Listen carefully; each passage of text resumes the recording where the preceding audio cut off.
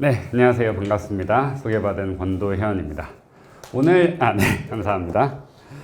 네, 오늘 제가 말씀드릴 내용은 여기 잘 설명해 주신 실제로 굉장히 일생생활과 관련이 있는 택배 배달부터 시작해서 그리고 AI 그림, 요새 굉장히 다양한 모델이 있죠. 오픈 AI에서 하는 챗GPT라던가 다양한 모델로 굉장히 재밌는 그림들을 만들 수 있어요. 그래서 이런 것들이 제가 전공하고 있는 수학이랑 어떤 관계가 있는지에 대해서 말씀을 드릴 예정이고요. 제 강연은 보통 제가 많이 좀 이렇게 질의응답을 요구하는 편이에요. 질문도 많이 드리고요. 그리고 거기에 이제 답변을 많이 해주시면은 좋을 것 같습니다. 네, 그래서 제가 최대한 노력할 테니까 좀 재밌게 들어주시면 좋을 것 같습니다. 소개를 해주셨지만 제가 간략하게 제 소개를 조금만 더 하면은 저는 서울대학교 수리과학부를 나왔고 UCLA에서 박사를 받았어요.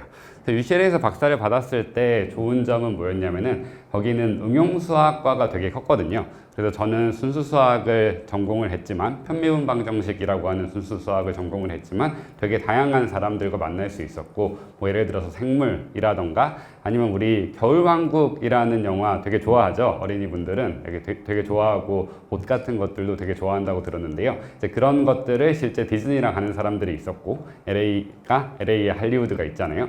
그래서 그런 것들 덕분에 이제 박사는 편미분방정식을 전공을 여기 했지만 제가 기계학습 이론에 관심을 가져서 최근에 많이 관심을 갖고 있는 생성 모델 혹은 뭐 생성형 AI라고도 하죠. 그래서 그런 분야를 이제 수학적으로 어떻게 분석하는지에 대한 연구를 진행하고 있다고 보시면 될 것 같습니다. 네.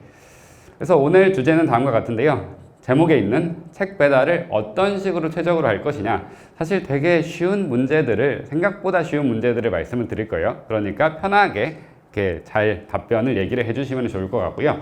그리고 최적 운송 이론이라는 거 딱 봐도 이름을 보면 뭔지 아시겠죠? 우리가 어떻게 운송을 최적으로 할 것인가에 대한 얘기고 편미분 방정식이라고 하는 요거는 사실 딱 봐도 모르겠죠? 아마 어린이분들은 딱 봐도 모를 가능성이 높을 것 같은데 미분을 알아야 되고 그 다음에 편이 뭔지 알아야 되고 그래서 이런 것들에 대해서 얘기를 드릴 거고요. 그리고 생성 모델이라고 하면은 챗 GPT를 써보신 분 혹시 손 들어주시면 좋을 것 같아요. 예, 저 거의 다 써보셨죠? 네, 그래서 요 생성 모델이랑 어떻게 관련이 있는지 그리고 그 중에서도 우리가 챗GPT의 소라라고 하는 게 있는데 거기서 이제 사용되는 확산 모델 이런 것들에 대해서 얘기를 드리고 질의응답으로 넘어가려고 합니다. 그래서 100분이라고 들었는데 사실 100분 동안 수학 강연을 제가 뭐 대중 강연에 좀 경험이 있긴 하지만 재밌게 끌어나기가 쉽지 않더라고요. 그래서 여러분의 참여가 필수적입니다. 한번 시작을 해봅시다. 정말 쉬운 문제부터 시작을 할 거예요. 자, 첫 번째 문제는 이겁니다. 어떻게 운송 비용을 최소화할까? 라는 문제고 세팅은 되게 간단해요. 우리가 서점이 두 개가 있는데 서점 하나는 강서구에 있고 그 다음에 서점 하나는 송파구에 있다고 해봅시다. 그리고 사람도 2명이 있어요. 한 명은 저기 마포구 쪽에 있고 한 명은 강동구 쪽에 있고 이런 상황에서 어떻게 하면 운송 비용을 최소화할 수 있을까? 이런 굉장히 간단한 질문을 드리겠습니다. 한번 답을 해보실까요? 그냥 손 안 들고 크게 말씀해 주셔도 됩니다. 네, 그렇죠. 가까운 데서가 답이겠죠. 여기 서쪽에 있는 그 서점이랑 서쪽에 있는 사람이랑 매칭을 시키고 그 다음에 동쪽에 있는 사람이 이 동쪽에 있는 서점에 가서 책을 사면 될 거예요. 네, 되게 간단한 거죠. 상황을 조금 복잡하게 만들어 볼 건데요. 근데 그 전에 그러면은 이 가까운 데서 이게 딱 맞는 말인데 그러면 할 수 있는 가지수는 몇 가지 될까? 이렇게 물어볼게요. 사람 한 명이 어떤 서점에 가서 책을 산다라고 했을 때 우리가 총 생각할 수 있는 가지수는 몇 가지가 될까요? 네, 4가지 있고 또 네, 사실 4가지가 맞는 답이에요. 4가지가 맞는 답인데 제약 조건을 하나 줘볼게요. 무슨 제약 조건을 줄 거냐면은 요 서점에는 책이 한 권밖에 없어요. 그럼 몇 가지가 있죠? 네, 2가지. 네, 정답입니다. 그럼 이제 이거를 사람을 늘려가면서 책을 늘려가면서 풀 겁니다. 자, 한 명씩 더 늘었어요. 제약 조건은 똑같습니다. 서점 하나에 책이 한 권씩 있고 사람들도 책을 한 권씩 사고 싶어요. 그러면은 전체 경우의 수부터 한번 생각을 해볼게요. 몇 가지가 있죠?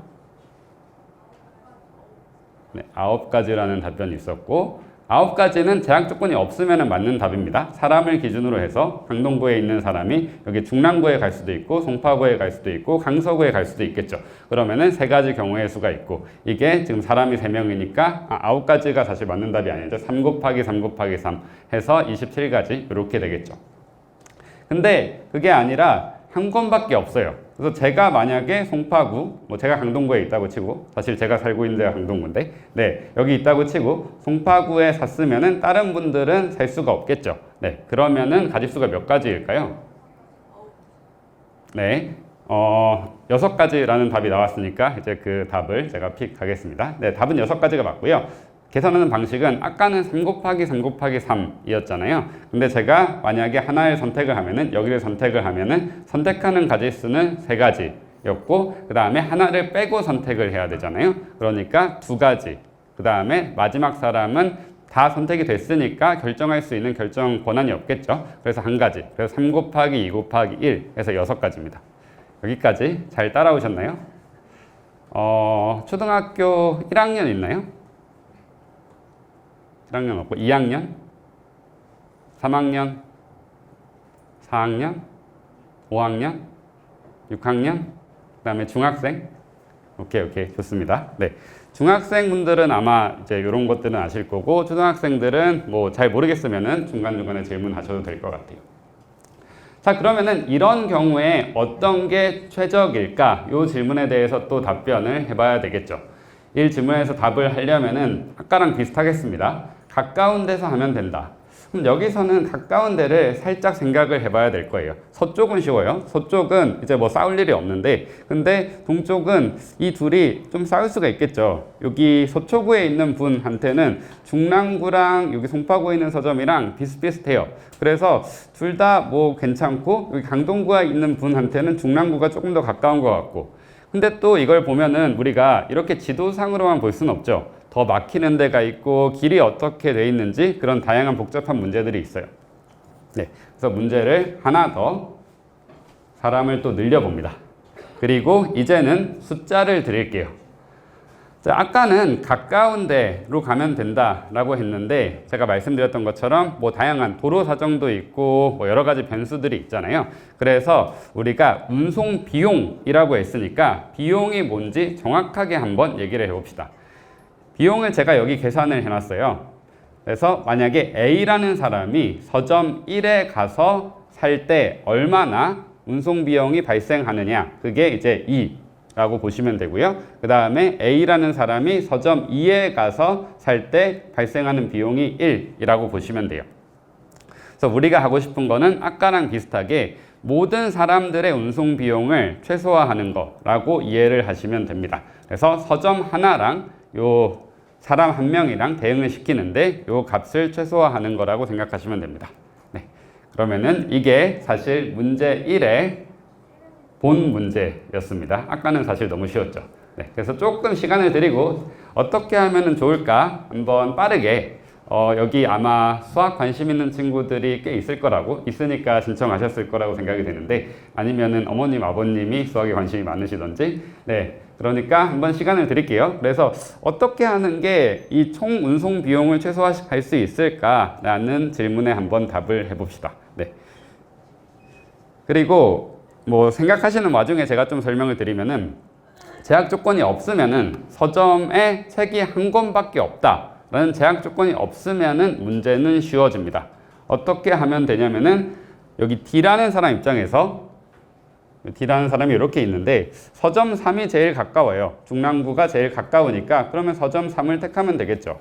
그리고 B라는 사람 입장에서도 서점 3이 제일 가까워요. 뭐 서점 2도 있긴 하지만 그러면은 여기를 택하면 되겠죠. 그래서 우리가 어떤 뭐 책이 몇 권 있다라는 조건이 없으면은 문제는 되게 쉬워집니다.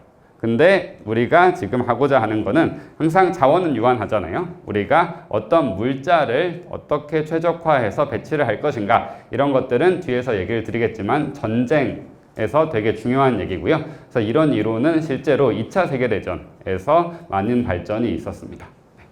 혹시 답을 찾으신 분 있나요? 네. B는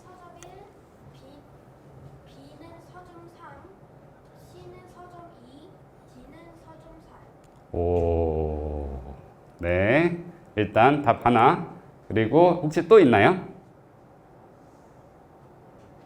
또 혹시 찾으신 거? 오케이. 네, 좋습니다. 정확하게 답이 왔고요. 이름이 뭐죠? 신유준. 네, 신유준 친구가 말씀하신 것처럼 정확하게 답이 이겁니다. 그리고 이렇게 하면은 그러면은 운송 비용을 최소화할 수 있다라는 것을 우리가 실제로 계산을 할 수도 있고요. 혹시 어떻게 찾으셨어요? 일단 1을 찾을 수 있는 게 서점 2, 서점 3밖에 없어서 일단 두 개는 2 이상이 되어야 된다는 것을 알고 네.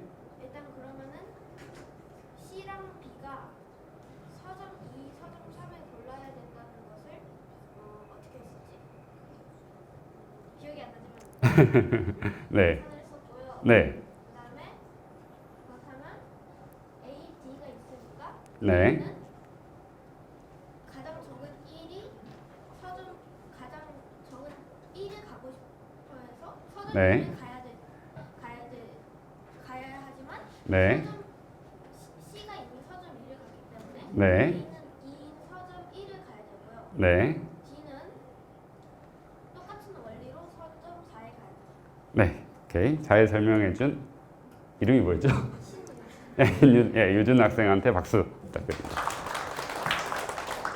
네, 잘 설명을 해주셨는데 사실 여기서 중요한 포인트는 무슨 어떤 싸움 같은 게 벌어지는 거죠. 여기 보면은 뭐 서점 2 같은 경우에는 A가 오고 싶을 수도 있고 B가 오고 싶을 수도 있고 C가 오고 싶을 수도 있는데 우리가 비용을 최소화하려면은 1을 최대한 많이 하는 게 좋잖아요. 근데 이게 상황에 따라서 여기를 1로 해버리면은 그러면은 얘가 다른 데로 가야 되니까 그럼 뭐 3이나 4가 되니까 운송 비용이 더 늘어나겠죠. 그래서 이런 논리를 계속 펴다 보면은 그러면은 결론에 도달할 수 있고요. 그래서 아마 여러분이 앉아가지고 좀 몇 번 이렇게 경우를 나눠서 하시면은 요거는 풀 수 있는 문제인데 근데 또 생각해보면 이게 쉬운 문제냐? 그건 또 아니에요. 총 몇 가지 경우의 수가 있죠, 여기서는? 아까 3명일 때는 몇 가지였죠? 네, 3 곱하기 2 곱하기 1이었죠? 그러면은 4명일 때는 우리 4 곱하기 3 곱하기 2 곱하기 1이겠죠? 그래서 총 24가지 수가 나오고 우리는 이제 어느 정도 논리적으로 잘 생각을 해보면은 그러면 24가지를 다 고려할 필요는 없긴 하지만 그래도 어쨌든 점점 어려워지는 문제고 요게 5명 그리고 5개의 서점이 늘어나면은 5 곱하기 4 곱하기 3 곱하기 2 곱하기 1 뭐 120가지가 나오고 또 거기다가 6을 곱하고 뭐 이런 식으로 됩니다. 그래서 쉬운 문제가 아니에요. 문제를 하나 더 드릴게요. 이런 경우 아까보다는 사실 더 쉬운 건데요. 이것도 한번 이제 생각을 빠르게 해보시고 그리고 제가 여기서 조금 더 말씀을 드리겠습니다.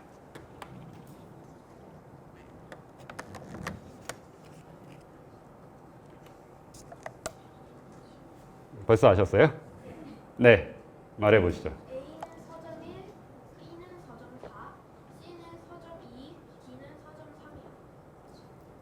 3이요. 오케이, 좋습니다. 혹시 다른 답 가지고 계신 분 있나요? 네, 이렇게 손가락으로 열심히 해주신 분들이 있는데 네, 재밌어 하시는 것 같으니까 시간을 더 드리겠습니다.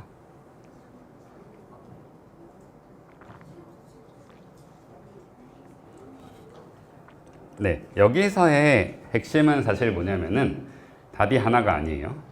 그래서 이제 제가 추가적으로 시간을 드리는 거고요.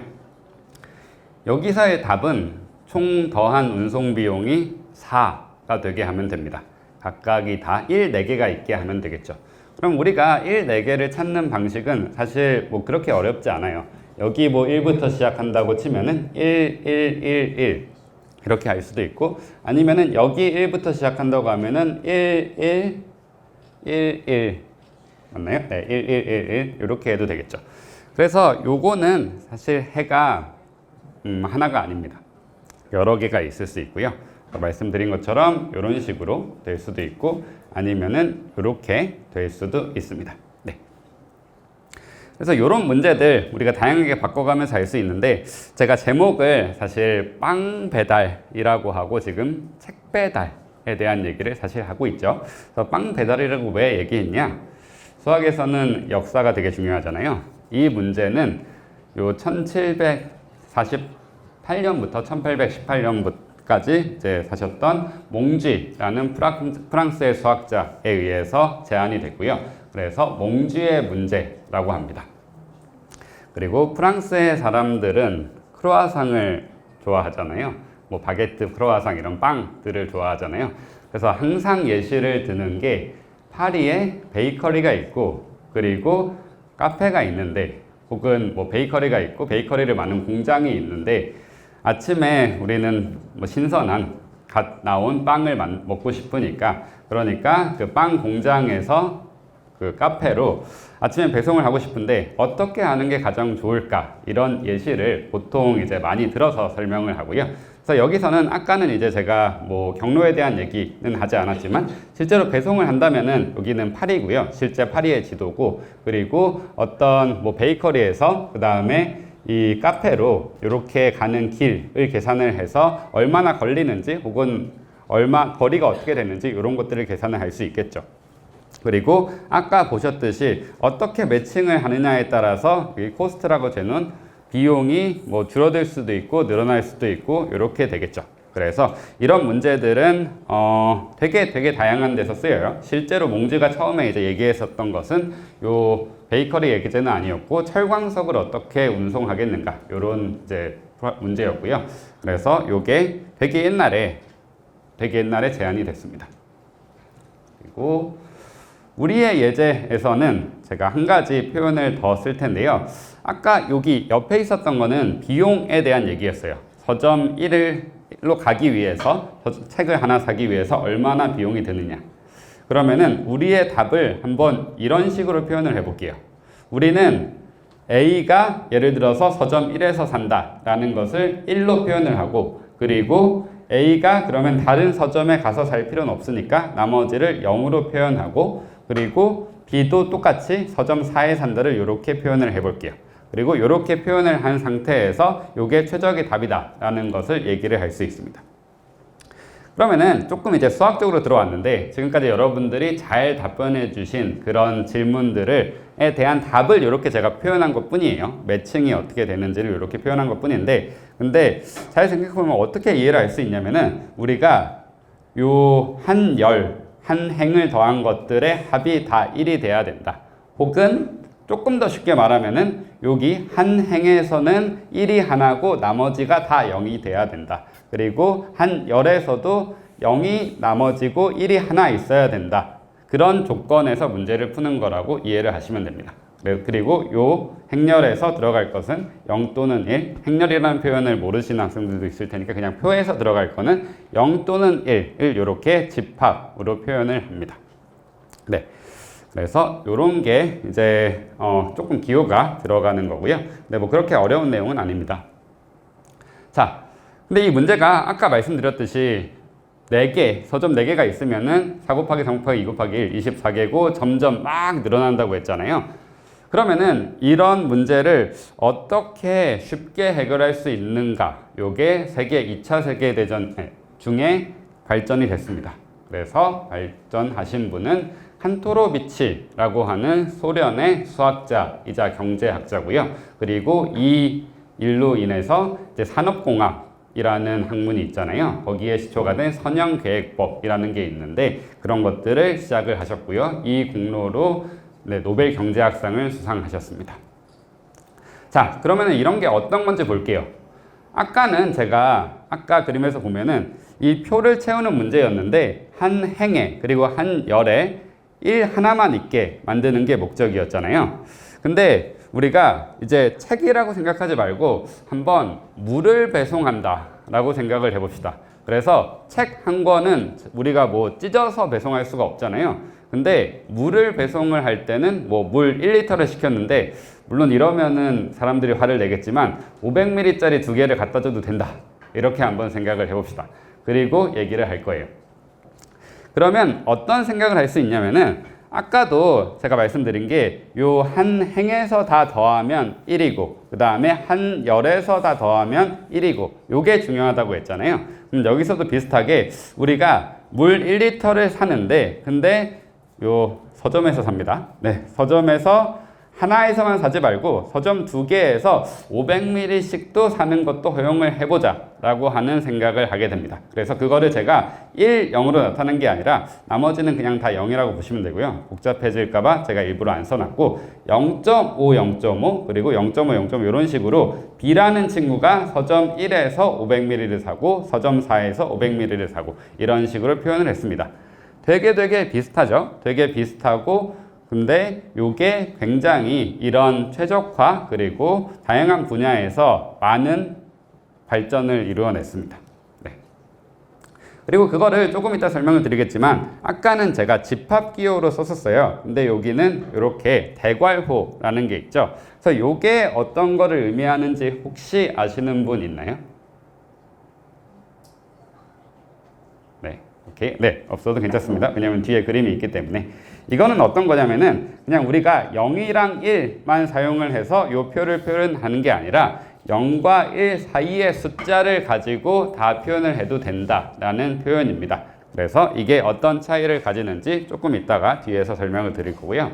그러면은 이렇게 제가 써놨는데 이것도 또 최적이냐? 제가 500ml를 서점 1에 가서 사고 서점 3에서 가고 이런 게 최적이냐라는 걸 물어볼 수 있겠죠. 그리고 그거에 대한 답은 맞습니다. 아까 우리의 최적의 방법은 여기 2개에 적혀 있었어요. 1을 열심히 찾으면 됐습니다. 1을 열심히 찾아서 이렇게 해도 되고 아니면은 이렇게 해도 됐었어요. 그리고 그거를 제가 1, 0으로 표현을 했었던 것들이 있었는데 그러면은 생각을 할 수 있겠죠. 어차피 비용이 1인데 근데 이거를 그냥 여기서 사는 게 여기서만 사는 게 아니라 여기서 0.5 사고 여기서 0.5 사고 해도 되겠죠. 네, 그리고 그걸 표시한 게 이렇게 됩니다.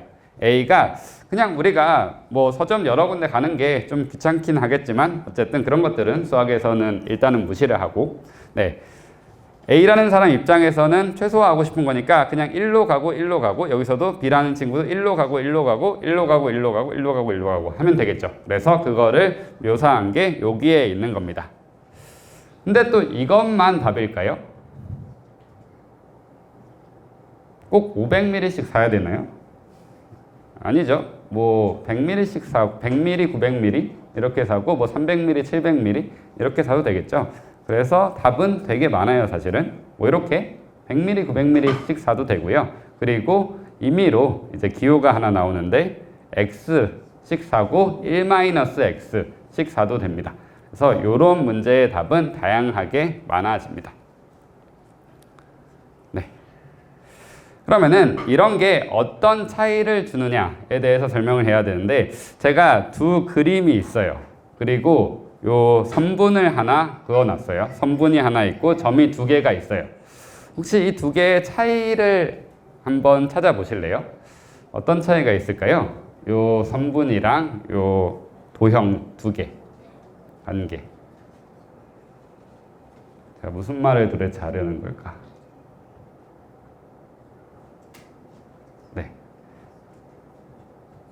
네. 뭐 열심히 말하고 계신 분들이 있는데 뭐 이런 겁니다. 되게 뭐 어려운 질문 하는 게 아니에요. 요거는 타원 같이 생겼잖아요. 그리고 요거는 별 모양인데 제가 일부러 이렇게 점을 2개를 찍어 놨고요. 점 2개를 잇는 선분을 그린 겁니다. 그러면은 이 선분은 이 도형 안에 있나요?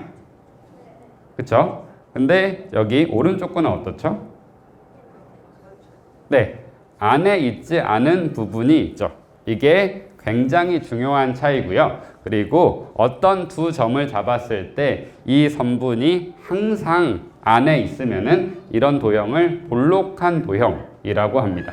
그리고 이런 볼록한 도형에서 우리가 이런 어떤 최적화 문제를 푸는 거는 상대적으로 쉽습니다. 그래서 요거를 조금 더 우리의 경우에서 관계를 지어 설명을 드리면은 칸토로비치의 완화된 문제라는 것은 어떤 걸 한 거냐면은 우리가 표를 채우는데 그냥 0과 1만 사용하는 게 아니라 0과 1 사이의 숫자들 뭐 예를 들어서 0.5 아니면 뭐 0.9, 0.1 이런 것 중에 아무거나 쓸 수 있습니다. 그리고 이 선분은 볼록이에요. 왜냐하면 우리가 선분에서 어떤 두 점을 택했을 때 그 사이가 다시 요 선분에 속해 있잖아요. 그래서 요거는 볼록이에요. 근데 우리가 0이랑 1만 생각한다면은 이거는 집합인데 0이랑 1만 딱 있는 거잖아요. 그러면은 0이랑 1 사이를 잇는 어떤 선분을 만들면은 당연히 0이랑 1 사이에 속해 있지 않겠죠. 당연히 요 집합에 속해 있지 않겠죠. 그래서 이 둘이 가장 큰 차이고, 그리고 이런 차이로 인해 아까와 같은 이제 엄청난 발전이 이루어졌다고 보시면 될 것 같습니다. 네. 그래서 여기까지 이 칸트로비치 노벨 경제학상을 탄 칸트로비치가 어떤 아이디어를 해서, 사실 굉장히 간단한 아이디어죠. 네, 정말 간단한 아이디어인데 이런 아이디어를 이용해서 2차 세계대전에서 그 소련의 수학자인데 실제로 그 당시에는 냉전의 시대였잖아요. 그래서 노벨 경제학상을 탔다는 것 자체가 되게 대단한 부분이에요. 왜냐면은 노벨 경제학상은 어떻게 보면은 소련이 아니라 그 반대편 진영에서 있는 국가가 수여하는 그런 상이기 때문에 이런 웍이 얼마나 대단했는지를 또 말해주는 그런 예시라고 볼 수도 있을 것 같습니다. 네. 자, 혹시 여기까지 질문 있으신가요? 오케이. 네, 좋습니다. 그러면은 다음으로 넘어가 볼게요. 지금까지 얘기한 그런 최적 운송 이론이라는 거를 제가 말씀만 드렸는데 요거에 대해서 조금 더 구체적으로 얘기를 드리기로 하고 편미분 방정식이라고 하는 것을 어느 정도 뭐 겉핥기로 제가 설명을 드리겠습니다. 자, 문제를 살짝 바꿔볼게요. 아까랑 비교해서 비슷하긴 하지만 아까는 뭐 서점 4개가 있고 사람 4명이 있고 이랬는데 이제는 문제가 살짝 바꿔집니다. 아까 말씀드린 물처럼 우리가 나눌 수 있는 친구예요. 동일한 부피의 구멍을 메우기 위해서 흙더미를 옮기는 가장 효율적인 방법은, 사실 요 뒤에만 있어도 되는데 근데 우리가 보통 뒤에만 있어도 어떤 구멍을 메운다는 건 전체를 다 메운다는 거죠. 네, 그래서 가장 효율적인 방법은 무엇인가에 대한 질문을 할 거고요. 그리고 제가 수식을 여기서 그래도 뭔지 정확하게 알려드리기는 해야 될 것 같아서 써놨는데 어떤 뭐 거리 함수 같은 게 있고 요런 확률 분포랑 요런 확률 분포 사이의 거리 정도로 이해를 하시면 될 것 같습니다. 네, 그래서 요런 얘기들을 앞으로 드릴 거라고 보시면 되고요. 그래서 제목이 확률 분포 사이의 거리라고 생각을 할 수 있고요. 그러면은 가장 효율적인 방법은 무엇인가에 대한 답을 해야 될 텐데 요게 요 지점에서 요 지점 사이의 거리를 이제 어떻게 최소화할 것인가, 아까랑 비슷한 개념이고 수식은 제가 하나는 그냥 넘어가도록 하고요. 근데 여기서 중요한 건 이겁니다. 어떤 흙무더기를 여기 제가 이렇게 표시한 흙무더기를 시간에 따라서 잘 옮겨가지고 저렇게 바꾸는 게 문제인데요. 그러면은 우리가 이거를 아까는 첫 지점이랑 끝 지점만 생각을 했어요. 근데 그렇게 하지 않고 실제로 차근차근 옮긴다라고 생각을 해도 되겠죠. 그래서 시간에 따라서 제가 여기 잘못 썼는데 이제 1이라는 시점에서 이제 이렇게 옮기고 다시 뭐 2라는 시점에서 이렇게 옮기고 이런 문제로 생각을 할 수 있습니다. 그리고 이런 문제는 또 살짝 수식이 나오는데 어떻게 이해를 할 수 있냐면은 운동 에너지를 최소화하는 문제로 바꿀 수가 있어요. 네. 그래서 운동 에너지라고 하는 거는 우리가 뭐 어떤 물체가 있을 때 이 물체가 가지고 있는 에너지고 결국 속도를 제곱하고 거기에다 질량을 곱한 거로 나오거든요. 그래서 어떤 경로를 따라가는데 그 값을 최소화하는 문제, 여기서 이제 중요한 거는 시간이라는 변수가 도입되었다라고 보시면 될 것 같습니다. 그리고 이게 편미분 방정식과의 관계고요. 복잡한 거는 넘어가기로 하고, 요 그림은 좀 괜찮은 재밌는 내용인데요. 이게 우리가 초생달 모양의 어떤 철판이 있다고 해봅시다. 그리고 이 철판이 달궈져 있어요. 빨갛게 달궈져 있고, 달궈져 있는 부분을 제가 빨간색으로 표현을 하고, 그리고 노란색이 온도가 낮은 부분이라고 표현을 해볼게요. 그럼 시간이 지남에 따라서 이 철판이 어떻게 되죠? 네, 식죠. 그럼 철판 주위가 어떻게 되죠? 네, 뜨거워지죠. 네, 그리고 그 뜨거워진 거를 다시 요 색깔로 표현을 할 수 있겠죠. 그러면은 어떤 식으로 요 부분에서 온도가 낮아지고 그 다음에 요 다른 부분에서는 온도가 높아지는지를 우리가 시뮬레이션을 할 수 있고, 이런 거를 나타내는 게 여기 써 있는 열 방정식이라고 하는 것들을 편미분 방정식이라고 이해를 하시면 됩니다. 그래서 자연현상에서 일어나는 많은 일들을 표시를 한 거고요. 여기서 이제 보시는 것처럼 이렇게 마치 무언가가 녹는 것처럼 퍼지는 그런 현상을 보이죠. 네, 그래서 쭉 가보면은 이런 분야가 이제 필즈상이라고 하면은 허준희 교수님 덕분에 이제 우리나라 사람들은 다들 아실 텐데, 이런 분야에서 실제로 2010년에 세드릭 빌라니라고 하는 프랑스의 수학자가 필즈상을 탔고요. 되게 멋있게 생기셨죠. 되게 사실 패셔니스타시고 되게 다양한 뭐 취미도 있으시고, 네, 그런 분이고요. 그리고 이분의 제자가 또 최근에 2018년에 필즈상을 수상하셨어요. 그래서 되게 중요한, 재밌는, 다양한 문제들이 있는, 처음에 우리가 되게 쉬운 문제부터 시작했잖아요. 근데 이게 뭐 14세기 그 정도에 안 풀렸었고 결국 1900년대에 풀린 거예요. 그래서 여러분이 아마 뭐 한 100년 좀 더 이제 일찍 태어나셨으면은, 그리고 그 당시에 푸셨으면은, 그러면은 되게 유명해질 수 있으셨겠죠. 네. 근데 이제 굉장히 많은 이론들이 발전이 됐고요. 그리고 네, 이제 그 다음에 생성 모델로 넘어가겠습니다. 네. 이제 조금 더 재밌는 얘기들을 할 건데요.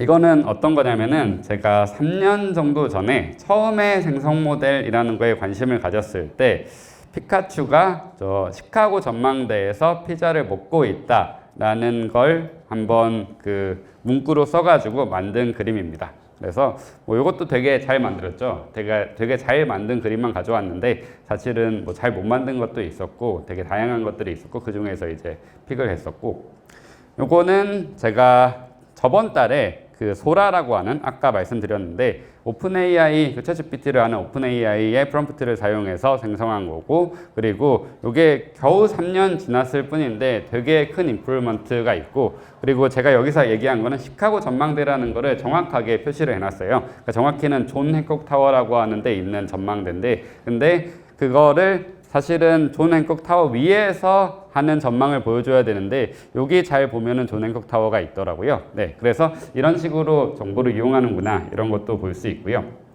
그리고 이런 것들이 로봇 행동 모델이라고 하는 데에서도 최근에 이제 요거는 최근 2024년 결과인데, 우리가 어떤 집에 있는 요 드라이어를 비워라, 빨랫감들이 있는데 비워라라고 하면은 로봇이 실제로 가서 이제 비우는 거를 할 수 있고, 그 다음에 뭐 빨래를 한 다음에 다시 셔츠를 개라라고 하면은 이렇게 셔츠를 갤 수 있고, 이런 것들이 생성 모델에서 우리가 할 수 있는 것들이죠.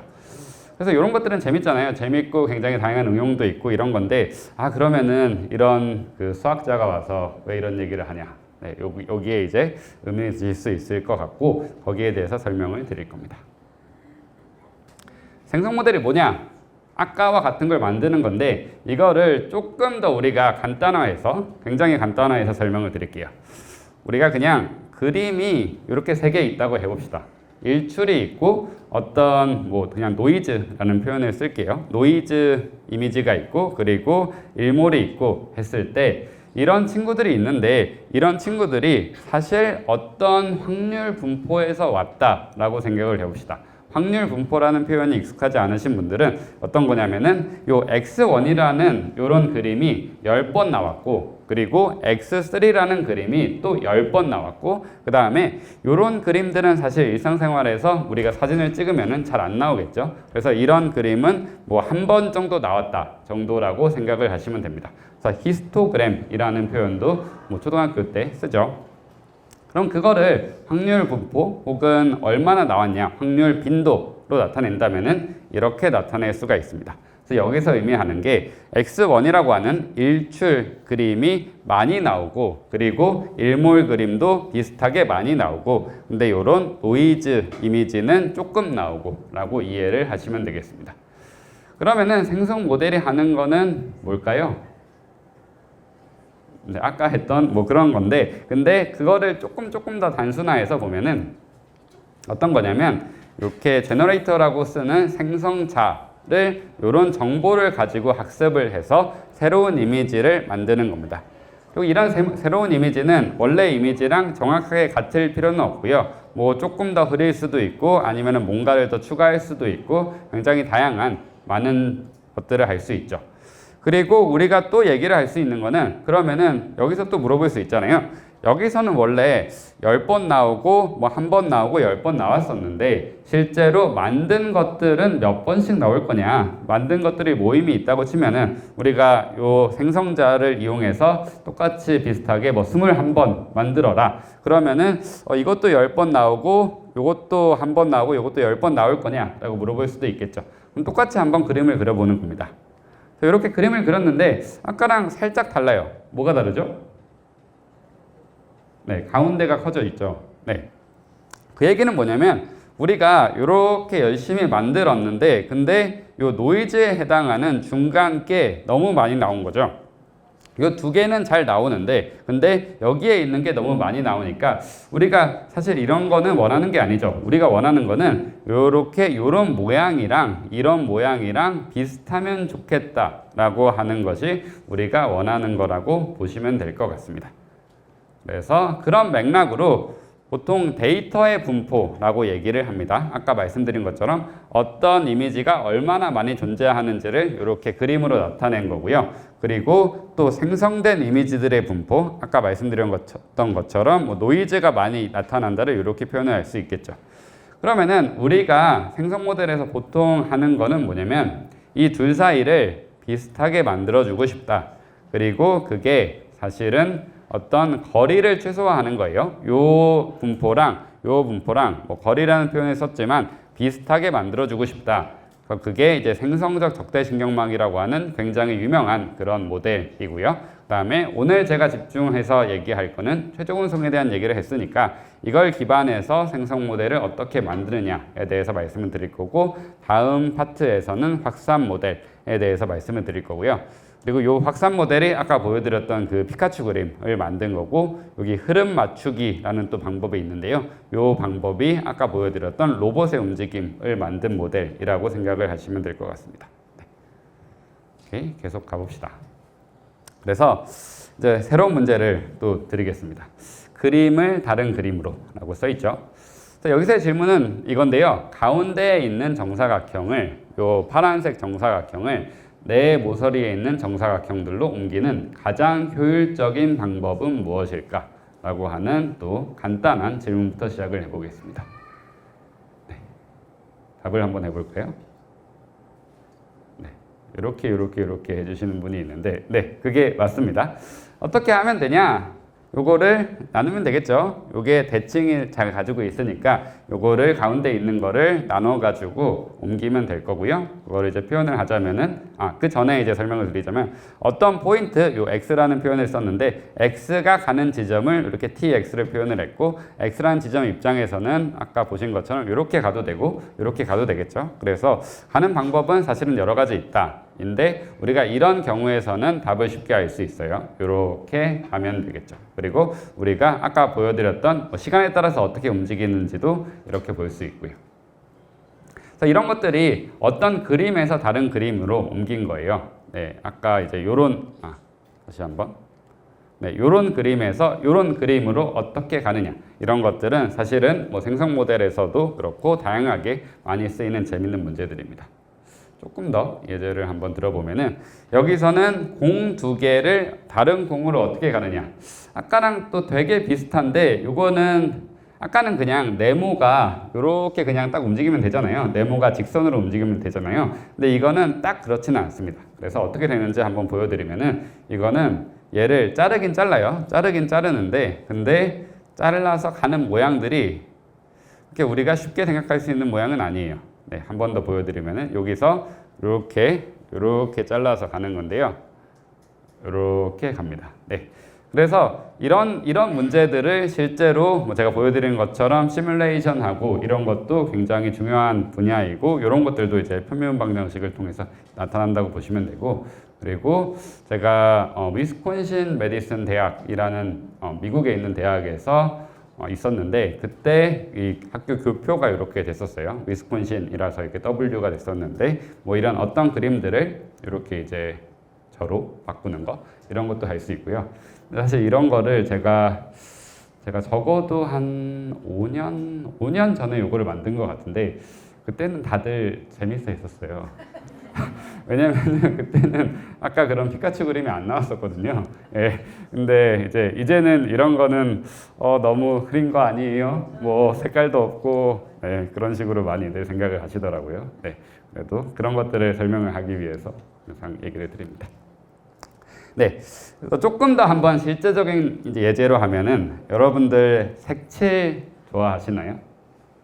색칠하는 거? 네. 그래서 뭐 그림 같은 거 초등학교에서는 또 많이 그리죠. 그리고 어떤 모양이 있고 여기서는 AI한테 여러분들이 뭐 초등학교, 중학교에서 하는 것처럼 색을 칠해봐라 라고 하는 문제입니다. 그래서 여기 2라는 숫자가 하얀색으로 되어 있는데 얘를 빨간색으로 칠하던 초록색으로 칠하던 아니면은 파란색으로 칠하던 이렇게 하는 세 가지 경우가 있고 이렇게 해봐라 라고 하는 문제입니다. 이 밑에 이런 것들이 있는데 이건 뭐냐면은 아까는 뭐 노이즈 요거는 조금 이따가 설명을 드릴게요. 네, 요거는 조금 이따가 설명을 드리기로 하고 어떤 친구에서 이제 다른 친구로 가는 그런 문제라고 생각을 일단 하시면 됩니다. 네. 여기서 질문을 또 하나 드릴 건데 이거는 엄청 간단한 질문 아니지만 우리가 생각해 볼 수 있는 질문이고요. 어떤 식으로 가는 게 최적일까? 라는 질문을 계속 드렸잖아요. 그래서 서점으로 뭐 어떻게 간다 이런 질문을 드렸는데 그렇게 하는 함수를 제가 최적 운송 함수라고 해보겠습니다. 그럼 이 함수는 항상 존재할까? 라는 질문을 던지는 건데요. 질문을 조금 더 한번 정확하게 하자면은 아까 제가 사람의 입장에서 혹은 서점의 입장에서 생각을 해도 되고 상관이 없는데 우리가 이거를 서점의 입장에서 생각을 해볼게요. 서점에 아까는 책이 한 권씩 있었잖아요. 근데 우리가 서점이 딱 서점이 하나밖에 없어요. 서점이 하나밖에 없고 여기에 2권이 있다고 이제 해보겠습니다. 그리고 이 사람을 빨간색으로 표시를 했는데 요 위에도 있고 아래에도 있어요.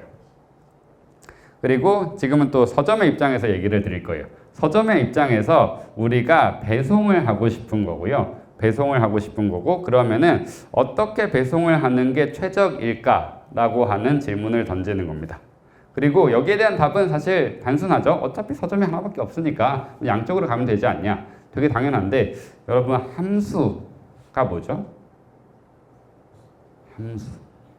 함수 언제 배우죠? 초등학교에도 배우기도 하고 좀 중학교 때 아마 정확한 정의는 배울 건데요. 함수는 어떤 값을 넣으면은 그러면은 다른 값이 딱 나와야 되죠. 그리고 여기 제가 함수라는 표현을 썼습니다. 최적 운송 함수. 그리고 존재할까라는 얘기를 했으면 사실 존재하지 않는다는 거겠죠. 이런 것들은. 네.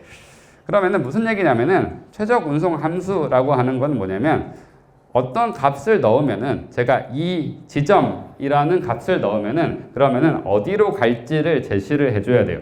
근데 우리가 가야 될 곳은 2가지잖아요. 그러면 이 얘기는 함수가 존재하지 않는다라는 얘기가 됩니다. 네. 그래서 이 함수는 존재하지 않는데 우리가 사실 답은 알잖아요. 그리고 그게 아까 얘기했었던 칸토로비츠가 한 거라고 보시면 되는데요. 조금 더 설명을 드릴게요. 네. 그래서 이렇게 양쪽으로 가는 방법들이 있기 때문에 이게 존재하지 않는다라고 하는 거고 예제를 한번 조금 더 들어보자면은 아까는 그냥 점이었는데 점이고 뭐 서점이었는데 그렇게 생각하지 말고 우리가 어떤 선분이 있는데 이 선분을 이쪽으로도 옮겨야 되고 이쪽으로도 옮겨야 되고 라는 문제를 낸다면은 아까랑 비슷한데 선분을 양쪽으로 나눌 수가 없잖아요. 왜냐하면은 이렇게 제가 두께가 있게 그렸지만 사실은 선분은 두께가 있는 게 아니죠. 어떤 1차원상의 대상이기 때문에 두께가 있는 건 아니고 얘를 잘 반을 갈라가지고 할 수가 없게 되죠. 그러면은 뭐 이 친구는 위로 보내고 다른 친구는 아래로 보내면 되지 않아요? 뭐 그렇게 얘기를 할 수도 있지만 그렇게 하면은 실제로 우리가 원하는 최적의 해가 아니게 됩니다. 그래서 그런 것들이 문제가 있는 거고요.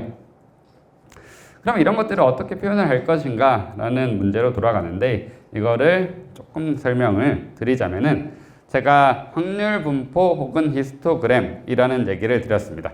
그리고 어떤 식으로 매칭을 하냐, 어떤 것을 어떻게 매칭을 하냐라는 얘기를 드렸는데 아까 보셨던 그 표를 이거는 연속적인 공간에서 나타내는 거라고 보시면 되는데요. 어떻게 이해를 하시면 되냐면은 요 지점에서 어디로 가는 게 좋으냐라고 물어본다면은 요렇게 여기까지 와가지고 요렇게 찍는 요 곳으로 오는 게 좋아요 라고 얘기를 해주는 그림이라고 보시면 됩니다. 네.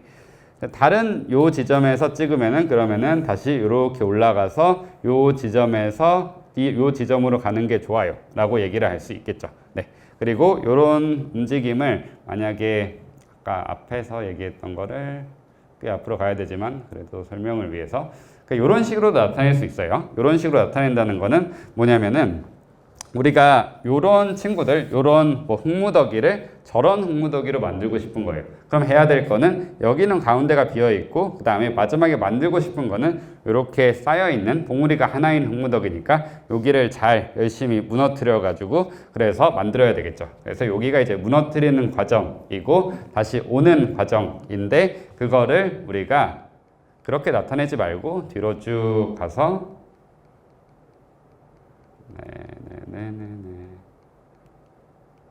네, 이렇게 나타낸 거라고 보시면 됩니다. 그래서 이 지점이 어디로 가야 되느냐? 여기서는 이 지점은 아마도 조금 가운데에 있는 지점으로 가야 될 거다.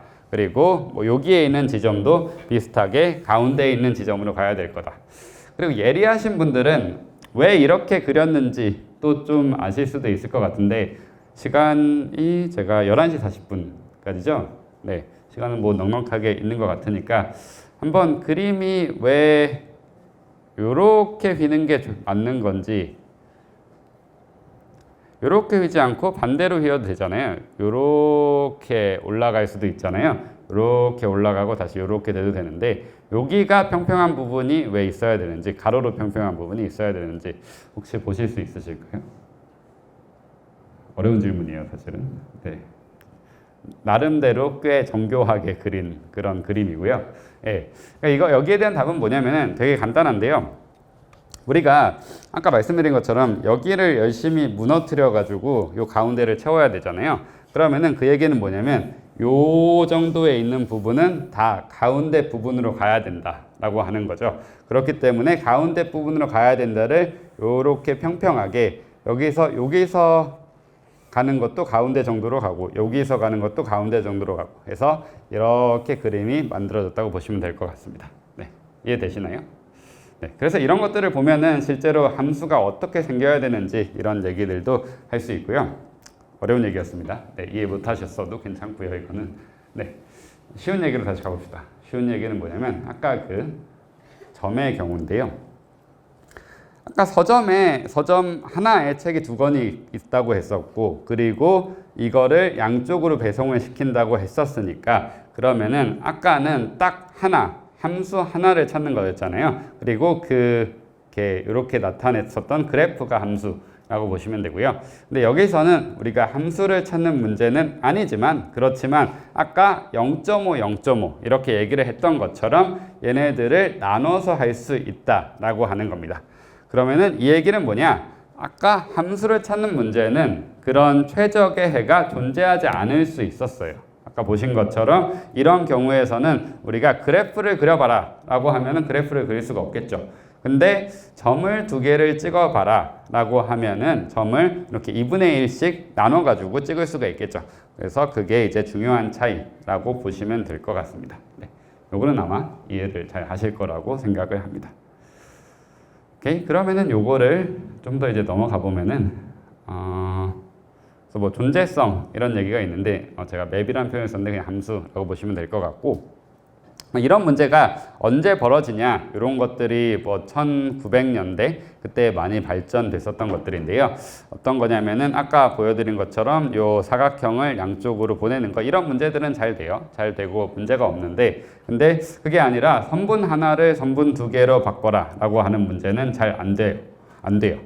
이런 차이가 언제 발생하냐 이거를 사람들이 막 추측을 해보고 여기 계신 분들도 제가 아마 예제를 한 10개 정도 드리면은 어떤 경우에 되고 어떤 경우에 안 되는지를 아실 수 있을 것 같아요. 여기서의 중요한 차이는 뭐냐면은 이거는 2차원상에 있는 친구예요. 우리가 2차원상에 있는데 2차원상에 있는 데서 시작을 하면은 괜찮아요. 근데 2차원상에서 그렸는데 근데 이렇게 1차원상에 있는 선분이면은 괜찮지 않아요. 왜냐하면 우리가 나눌 수가 없기 때문에. 이런 것들은 3차원상에도 비슷합니다. 3차원상에서 3차원상의 어떤 대상을 가지고 뭐 예를 들어서 물을 가지고 물은 나눌 수 있잖아요. 근데 우리가 갑자기 종이도 나눌 수 있긴 한데 어쨌든 네, 2차원상의 것을 3차원에서는 보통 나눌 수 없다라고 생각을 하니까 그러니까 문제가 생기는 겁니다. 그리고 유일하냐? 그리고 이런 것도 사실 수학자들은 굉장히 중요하게 생각하는 문제인데요. 유일하지가 않다라는 게 답이고요. 일단 그 정도만 얘기를 드리면 될 것 같고 이 얘기는 조금 이따 뒤에서도 더 말씀을 드릴 텐데요. 근데 이런 것들의 예제가 사실은 요 그림입니다. 요 그림은 어떤 거냐면 어떤 선분이 있는데 이 선분을 이제는 요 선분, 요렇게 수직한 선분으로 만들고 싶어요. 그리고 이렇게 수직한 선분으로 만드는 방법은 사실 되게 많습니다. 뭐 예를 들어서 요 부분을 뭐 이렇게 해도 되고 요 부분을 이쪽으로 보내도 되고 아니면은 반대로 해도 되겠죠. 그리고 그렇게 하는 게 아니라 선분들을 열심히 잘게 잘라 가지고 하나는 이쪽으로 보내고 뭐 다른 부분은 이쪽으로 보내고 해도 되고요. 네, 되게 다양한 예제가 있습니다. 그리고 피타고라스 정리라고 하면은 아마 아시는 분들 많겠죠. 그래서 피타고라스 정리를 이용하면은 사실은 이건 보일 수가 있어요. 우리가 뭐 이렇게 제가 선분으로 하면은 좀 어려우니까 그냥 점들 몇 개를 찍어 놓고 어떤 식으로 하는 게 가장 최적일까요? 라는 질문을 아까처럼 물어본다면은 그러면은 이거 굉장히 많은 답이 있다라는 걸 확인을 하실 수 있습니다. 네. 그러면은 실제로 우리가 이런 것들을 이렇게 되게 다양한 많은 수의 평행한 라인들이 있는 것에서도 비슷하게 할 수 있어요.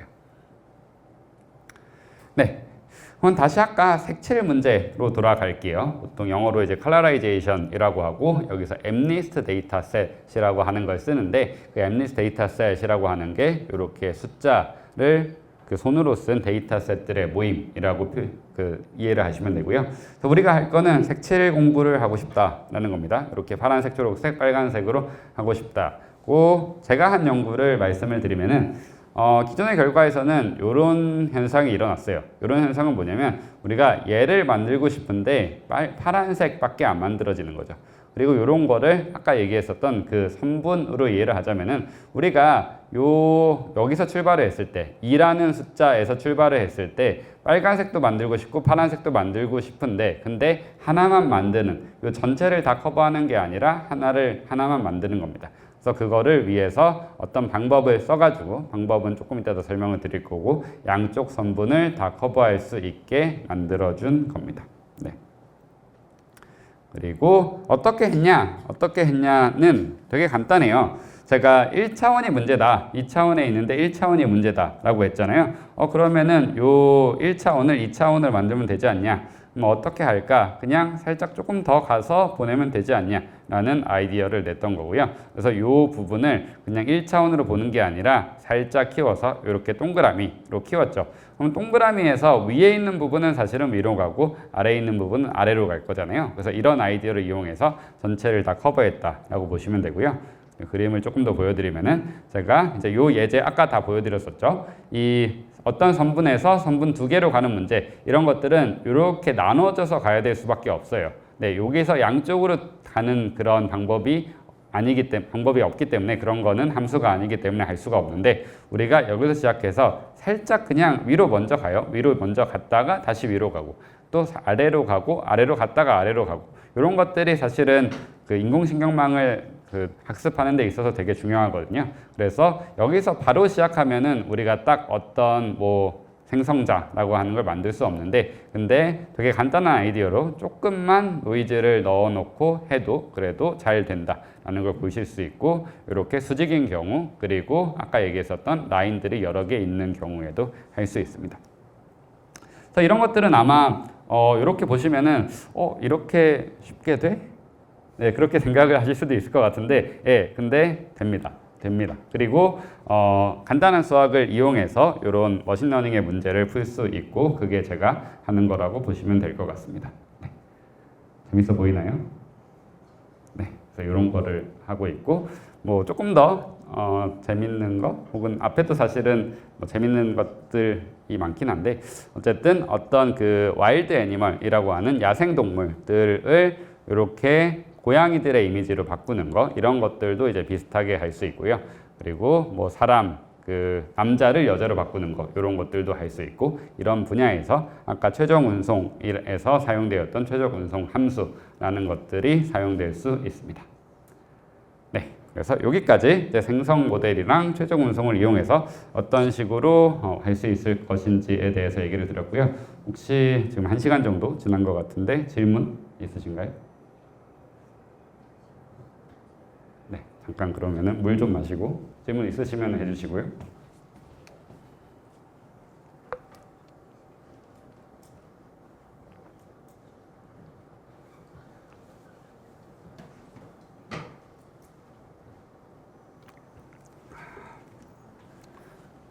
네, 그러면 계속 가봅시다.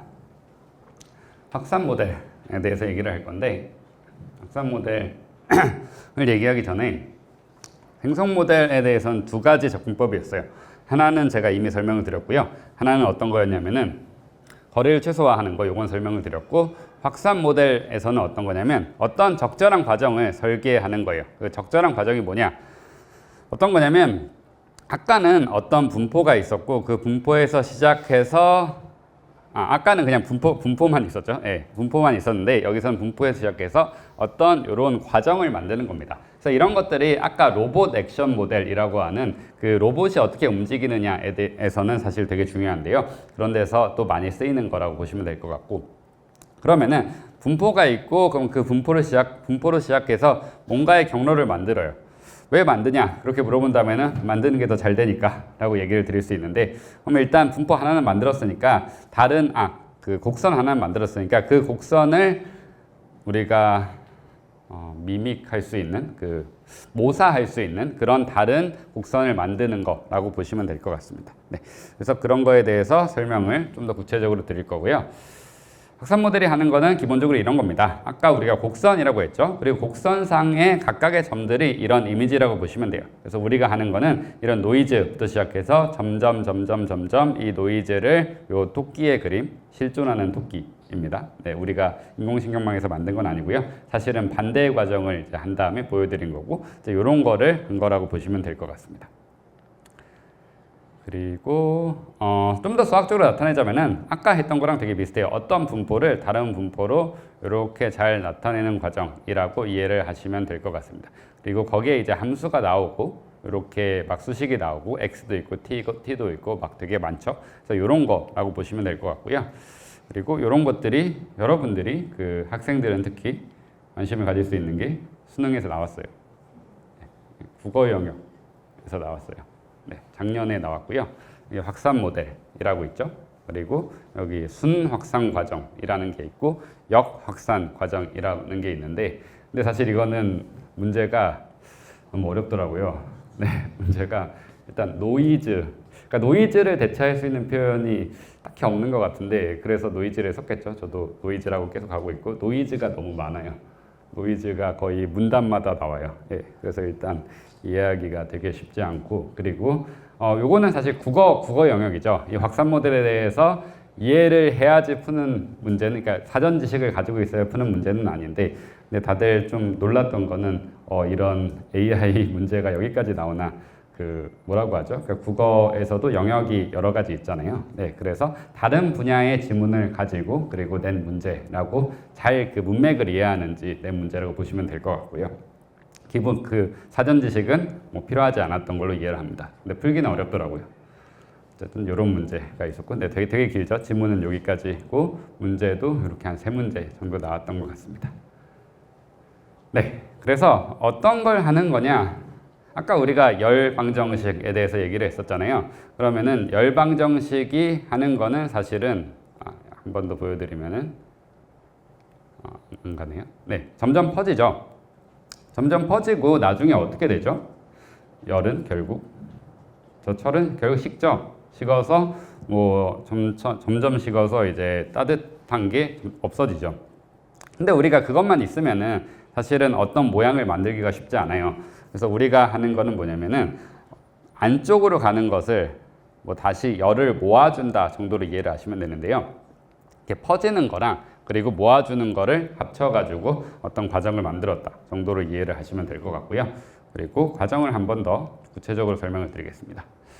우리가 하는 거는 이런 일출 그림에서 점점 노이즈를 더해주는 거예요. 이런 식으로 더해주는 거고, 이게 순 확산 과정이라고 말씀드린 그 과정. 네, 국어 영역 지문을 봐보세요. 오늘 끝나시고. 그리고 역 확산 과정이 요 노이즈에서 출발을 해가지고 다시 새로운 이미지들을 만드는 겁니다. 이런 일출 이미지를 만드는 거고, 이걸 어떻게 하느냐? 인공신경망을 이용해서 한다 라고 이해를 하시면 되겠습니다. 네, 그리고 수학적으로는 복잡하죠. 네, 우리가 어떤 과정이 있고 어떤 과정이 있고, 제가 일부러 사실은 영어를 바꾸지 않고 보통 다 바꿔놨는데, 여기서는 조금 더 그냥 정확한 표현을 쓰는 게 나을 것 같아서 이렇게 했습니다. 순 확산 과정에 해당하는 거고, 역 확산 과정에 해당하는 겁니다. 네, 그리고 이걸 인공신경망을 위해서 한다. 그리고 이런 게 미분 방정식이랑 어떻게 관련이 있냐? 여기도 제가 일부러 그냥 그 표현을 다 썼는데요. 이런 확산 과정을 우리가 어떤 미분 방정식으로 이해를 할 수 있고요. 제가 미분 방정식에 대해서 정확하게 설명을 하려는 건 당연히 아니고, 여기서 이제 얘기를 하려는 거는 어떤 미분이 있어요. 그리고 시간에 따른 미분이 있고, 그리고 공간에 따른 미분이 있어요. 그래서 이런 것들을 실제로 어떤 공간상의 곡선으로 이해를 할 수 있거든요. 네, 그래서 이런 곡선으로 이런 게 이제 순 확산 과정이라고 보시면 되고, 여기가 역 확산 과정을 나타내는 그런 곡선이고, 이런 것들이 편미분 방정식으로 나타난다. 그리고 그게 이제 되게 재밌는 부분이다 정도로 이해를 하시면 될 것 같습니다. 네. 그래서 조금 이제 어쨌든 수학에 대해서 얘기를 하니까 제가 수식을 좀 넣었고요. 또 너무 안 넣으면은 이게 수학 강연이냐 그렇게 말씀하시는 분들도 있더라고요. 네, 그러면은 이런 확산 모델의 문제가 뭐냐, 이거를 설명을 드려야 될 것 같은데, 이 2022년에 누가 얘기한 게 우리가 딜레마라는 표현이 있잖아요. 근데 제가 트릴레마라는 표현을 썼는데, 근데 이거를 챗GPT한테 번역을 시켜봐라 하니까 삼중고라는 표현을 했더라고요. 되게 적절한 것 같아요. 예, 딜레마는 두 가지 때문에 이제 우리가 고민하는 건데, 세 가지 때문에 고민하는 건데, 뭐냐면은 우리가 어떤 이미지를 만드는 데 있어서 우리가 어떤 과정을 통해서 하잖아요. 과정을 통해서 하니까 요 처음에 있는 게 그 확산 모델의 제일 처음 나온 모델인데요. 요런 그 32 곱하기 32라고 하는 거는 해상도 정도로 보시면 되고, 그거를 5만 장을 만드는데 20시간이 걸렸어요. 되게 오래 걸리죠. 근데 그 전에 제가 처음에 말씀드린 모델은 1분 미만이 걸려요. 그리고 이런 문제는 사실은 이미지 개수가 많아지면은 그러면은 점점 더 1000시간이 걸려요.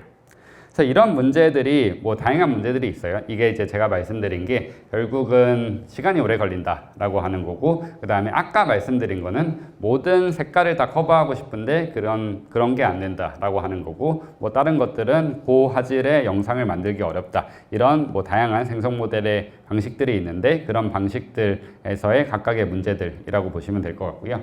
그러면은 제가 하고 있는 연구는 그러면 이 시간을 좀 줄일 수 있지 않을까에 대한 연구라고 이해를 하시면 될 것 같습니다.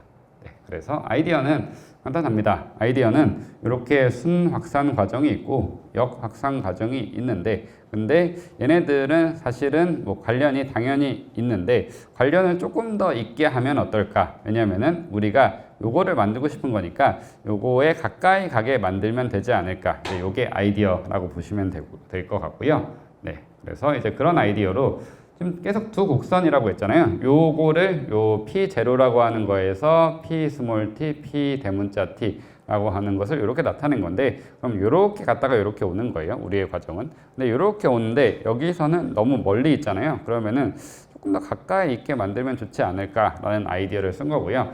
그래서 실제로 수학은 좀 복잡하긴 하지만 그림으로 그냥 우리가 설명을 하자면은, 아까 우리가 그 토끼 그림이 있었잖아요. 그래서 요 확산 모델, 디퓨전 모델이라고 하는 거는 토끼 모델을 이렇게 학습을 하는데, 근데 우리가 분포에 대한 정보를 조금 알 수 있으면은 그러면은 그거를 사용해서 보상으로 쓴다.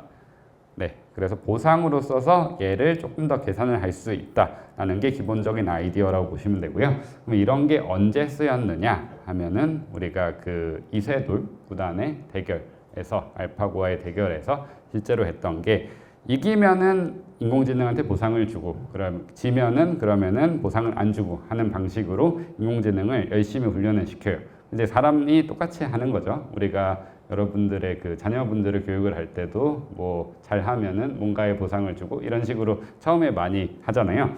그런 게 뭐 교육적으로 옳다 그르다 그런 거는 차치하고서 되게 잘 먹히는 방법이죠. 네, 그래서 그렇게 하는 것처럼 어떤 보상을 주고 하는 방법 그런 방법을 사용해서 요 확산 모델을 조금 더 개선시켰다라고 이해를 하시면 될 것 같고요. 그래서 뭐 결과는 이렇습니다. 기존의 모델은 이렇게 뭐 6번, 7번 정도로 해서는 이런 이제 저화질의 그림이 나오는데 반면에 이제 제가 그런 방법을 사용을 하면은 그러면은 화질이 좋아지는 걸 볼 수 있고요. 그리고 여기 이제 T라고 하는 게 기존에 1000번 했어야지 동일한 퀄리티, 이건 퀄리티를 나타내는 거로 보시면 되고 작으면은 좋은 숫자입니다.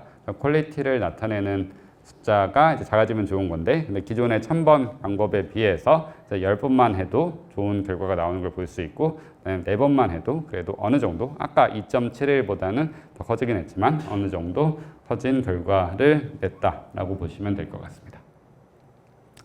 그리고 비슷한 게 뭐 이런 것들도 하는데, 이런 것들은 뭐냐면은 결국 이미지를 비슷하게 만드는 건데, 아까는 어떤 모양이 딱딱딱 있었잖아요. 근데 이런 것들은 좀 더 복잡한 이미지죠. 그리고 이런 것들을 이미지넷이라고 하는 것들이 있는데, 기존의 모델들은 이런데 지금 작지만 잘 보면은 조금 뭐 디스토션 같은 게 이미지가 딱 클리어하게 나타나지 않는 것들이 있어요. 그래서 그런 것들을 조금 더 개선했다 정도로 보시면 될 것 같습니다. 그래서 여기까지 이제 하나만 더 말씀드리면, 제가 분포에 대해서 알면 좋다라고 했잖아요. 그리고 실제로 이제 분포가 어떻게 생기는지도 볼 수 있는데요. 점들이 이렇게 찍혀 있는 거를 모사한다라고 했을 때, 그랬을 때 우리가 그 모델을 잘 돌리면은 똑같이 점들도 잘 찍을 수 있고, 그 다음에 분포 함수가 어떻게 되는지도 잘 얘기를 할 수가 있습니다. 네. 그래서 여기까지 이제 결과들 그리고 많이 사용되는, 여기저기서 많이 사용되는 확산 모델에 대해서 말씀을 드렸고요. 제가 시간이 좀 남은 것 같아요. 제가 한 10분 정도 더 써도 되죠? 네. 그래서 조금 뭐 다양한 이제 여기랑은 관련이 있는 것도 있고 없는 것도 있는데, 뭐 다양한 뭐 하는 것들, 재밌는 것들을 말씀을 드리면은, 우리가 제일 처음에 어디서 시작했죠? 무슨 문제에서 시작했죠? 네, 빵 혹은 서점에서 시작을 했죠. 그리고 옮기는 문제를 풀었잖아요. 옮긴다라고 하는 거는 사실은 이렇게 어떻게 어디서 어디로 가는 그런 행위인 거죠. 그래서 x라는 지점에서 이렇게 tx로 가는데, 근데 여러분들은 아마 여기에 좀 더 익숙하실 수도 있어요. 이건 뭐냐면은 우리가 함수 두 개가 있어요. f랑 g라는 함수, 혹은 함수라는 표현이 익숙하지 않으시면 그냥 이렇게 선 두 개가 있는데, 선 두 개의 차이를 비교를 할 때 사실은 요 값을 빼줘도 되잖아요. 우리가 값을 정확하게 알고 있다고 하면 값을 빼줘도 되잖아요. 그래서 이런 차이가 있다. 아까 이제 말씀드린 그런 최적 운송의 개념이랑 이런 개념이랑 차이가 있다라고 보시면 될 것 같고요. 수식은 넘어가기로 하고. 그러면은 이런 게 어떤 차이를 만들어 주느냐 해서 재밌는 것들이 있는데, 요 두 개를 우리가 수직 방향으로 비교를 한다면은, 그러면은 얘네 두 개를 비교하는 거랑 얘네 두 개를 비교하는 거랑 똑같아요.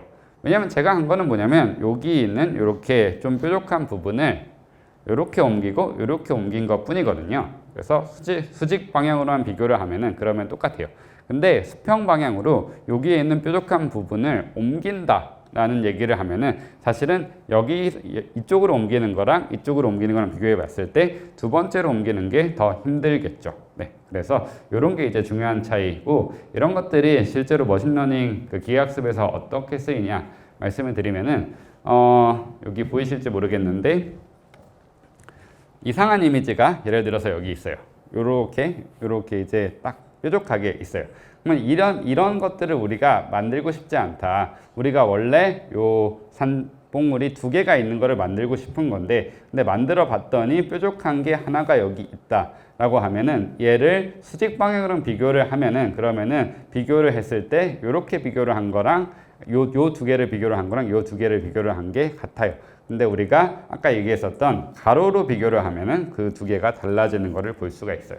그래서 이런 것 때문에 사실 기계학습에서 그리고 데이터를 분석하는 데서 이런 최적 운송 이론이 쓰이는 건데요.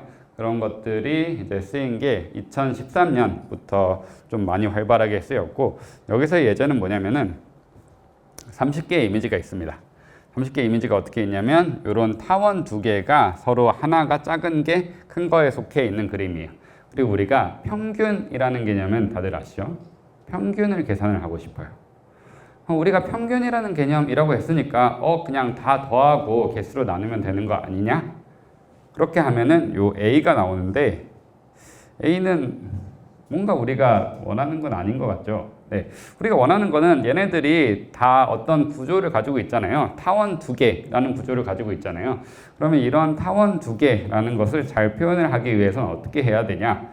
그러면 이제 처음에 이제 사람들의 시도가 뭐였냐면은 이거 이렇게 하는 거는 아마 얘네들이 잘 모여 있지 않아서 너무 달라서 그런 걸 거야. 그러니까 얘네들을 다 중앙으로 잘 맞춰주자.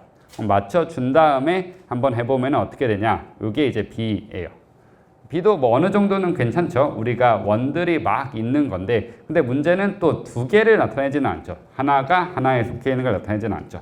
요거를 가로 방향으로 비교를 하면은 나오는 게 요 그림이라고 보시면 될 것 같고, 이제 원 하나가 다른 원에 속해 있는 구조를 잘 나타낸다고 보시면 될 것 같습니다.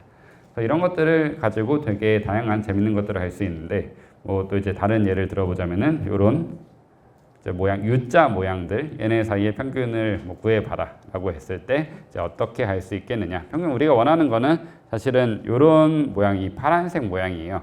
물론 요 U자가 딱 나오면 좋겠는데 사실 그거는 그 알고리즘적으로 되게 어려운 부분들이 있거든요. 그래서 요런 모양이 나오고 근데 요것도 이렇게 정확한 모양이 나오지 않는 거죠. 그래서 너무 이상하게 하면은 그냥 이렇게 초록색 모양이 나와 버리는 거고요. 이런 것들을 되게 잘 하는 게 수학적으로도 되게 중요한 문제고 비슷하게 요 팔 같은 이미지를 평균을 취했을 때 수직 방향으로 취하면은 요게 나오고 그 다음에 수평 방향으로 취하면 이런 이미지가 나오고 이런 것도 볼 수 있고요. 그 다음에 요거는 비슷한 건데 이런 것들을 이용을 해서 실제로 어떤 요런 그림들이 있을 때 그림들의 뭐 아까랑 비슷하게 뭐 평균을 구하고 얘네를 보통 사전 학습이라고 하는데 우리가 우리 언어에서도 그 단어들을 이용해서 구성이 되잖아요. 그러면은 이런 그림들 요거는 사실은 어렸을 때 아마 해보셨을 수도 있을 것 같은데 어떤 규칙을 가지고 움직이는 친구예요. 네. 생존 게임이라고 한번 검색을 해보시면 나중에 보실 수 있는 거고 그런 이미지를 사용을 해가지고 그래서 우리가 얘네들의 그 가지고 있는 얘네들의 사전이 뭐냐 얘네들의 제일 중요한 핵심 단어가 뭐냐 뭐 이런 느낌으로 그림이지만 거기서 우리가 생각할 수 있는 단어가 뭐냐라는 느낌으로 분석을 하고 이런 것도 할 수가 있고요.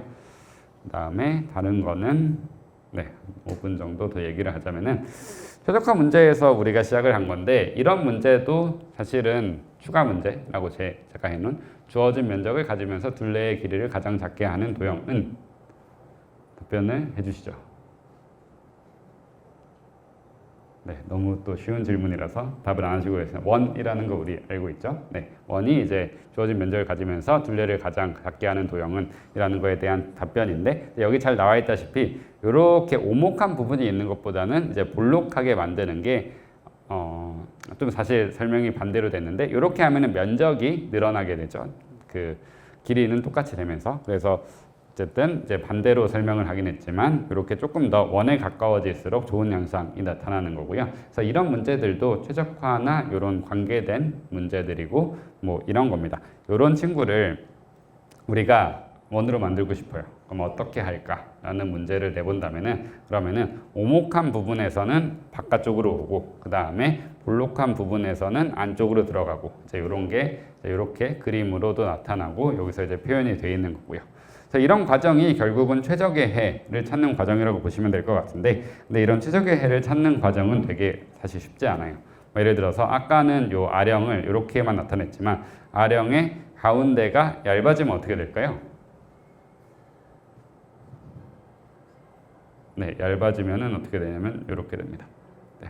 그래서 이 얘기는 뭐냐면 위상적인 변화라고 뭐 수학적으로는 표현을 하고 두 가지로 나눠질 수 있다는 거예요. 그래서 원 두 개로 나타낼 수 있다는 거고 우리가 이 경우에는 정말 최적의 해는 아닌 거죠. 정말 최적의 해는 아니지만 어떤 이제 뭐 괜찮은 해는 될 수도 있고 이런 것들도 이제 중요한 문제, 기하적으로도 중요하고 되게 뭐 다양한 문제들이랑 관련이 있습니다.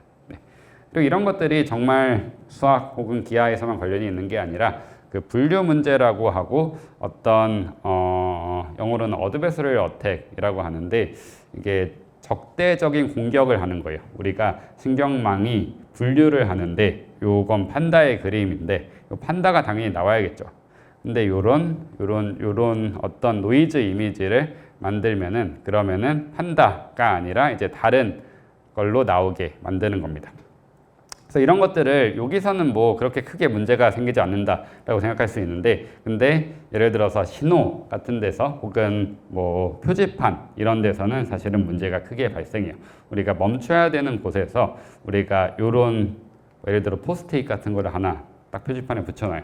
그러면은 다른 걸로 인식을 한다면은 뭐 역방향으로 간다라고 인식을 한다면은 그러면은 큰일이 벌어지는 거고요. 그래서 그런 것들을 우리가 줄이기 위해서 이렇게 여기서 표현을 한 게 뭐냐면 우리가 어떤 요 빨간 점이랑 파란 점을 나눌 때 이렇게 검은색으로 나눌 수도 있겠지만 이렇게 이 초록색으로 나눌 수도 있겠죠. 이 두 개 사이의 차이가 뭐냐? 초록색은 더 왔다 갔다 한다 라고 표현할 수도 있는데 얘를 수학적으로 좀 더 잘 표현을 해보자면은 요 길이를 최소화하는 문제로 바뀌는 거고요. 이제 그런 과정이 아까 말씀드렸던 거랑 비슷한 이런 과정이라고 보시면 될 것 같아요. 그러니까 각각이 하나의 그 라벨, 하나의 그 뭐라고 하죠? 뭐 동물들 뭐 그런 식으로 보셔도 될 것 같습니다. 그리고 요런 뭐 어떤 그 미사일을 이렇게 쫓아가는 문제 이런 것들도 되게 중요한 문제고 우리가 어떻게 뭐 보통 제어 문제라고 하는데 장애물들이 있고 장애물들이 이렇게 빨간색으로 있고 목표물이 있을 때 따라가서 이렇게 하는 것들 이런 것들도 다 표면방정식과 관련된 그런 문제라고 보시면 될 것 같습니다. 네, 그래서 이런 것들이 실제로 지하철에서도 많이 벌어지는데요. 지하철에서 딱 열차가 문을 열면은 그러면은 결국 사람들이 막 모여서 가잖아요. 그러면은 문을 통해서 가야 되니까 어떤 장애물이 있는 그런 시점이고 뭐 예를 들어서 여기 요 통로를 이용해서 간다고 했을 때 이런 사람들이 모여 있으니까 어떤 식으로 경로를 최적화해야 될 것인가 그런 문제는 아마 여러분들이 되게 필요성을 느낄 거라고 생각을 합니다. 뭐 되게 사람들이 많으면은 그런 왔다 갔다 하는 게 쉽지 않은 그런 구간들이 있죠. 네. 그래서 그런 것들도 이렇게 시뮬레이션을 잘 할 수 있습니다. 네, 그래서 여기까지 지금까지 발표를 들어주셔서 감사합니다.